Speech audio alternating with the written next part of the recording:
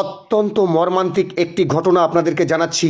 চির ঘুমের দেশে চলে গেলেন চিরদিনই তুমি যে আমার সিনেমার নায়ক রাহুল।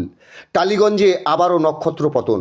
না ফেরার দেশে পাড়ি দিলেন রাহুল অরুণোদয় বন্দ্যোপাধ্যায়।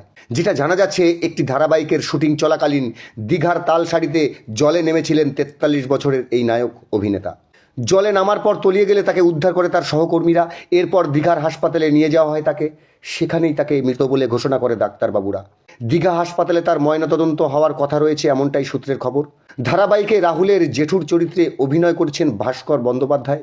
তিনি জানিয়েছেন, ধারাবাহিকের সকলে তালসারিতে শুটিং করতে গিয়েছিল। ভাস্করের কথায় জলে ডুবে মৃত্যু হয়েছে ওর। মর্মান্তিক ঘটনা। আর এই ঘটনা ঘটেছে প্যাকআপের পর। তবে ঠিক কীভাবে ঘটেছে তা এখনও স্পষ্ট নয়। শোনা যাচ্ছে বেশ কিছুক্ষণ জলের তলায় ছিলেন তিনি। অনেকটা সময় পেরিয়ে গেলেও তিনি না ফেরায় তখন তাকে আনতে যাওয়া হয়।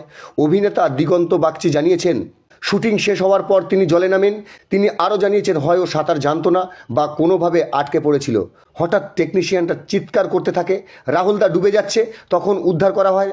তখনও তিনি বেঁচে ছিলেন, কিন্তু হাসপাতালে নিয়ে যাওয়ার পরে ওকে মৃত বলে ঘোষণা করা হয়। চিরদিনই তুমি যে আমার সিনেমায় নায়কের ভূমিকা দিয়ে টালিগঞ্জে তার রাজকীয় প্রবেশ। প্রথম সিনেমার নায়িকা প্রিয়াঙ্কার সাথে তার বিয়ে হয়েছিল। তাদের একটি পুত্র সন্তান রয়েছে। তার অকাল প্রয়াণে টলিপাড়ায় নেমে এসেছে শোকের ছায়া। চির ঘুমের দেশে ভালো থেকো রাহুল। তোমার আত্মার শান্তি কামনা করি।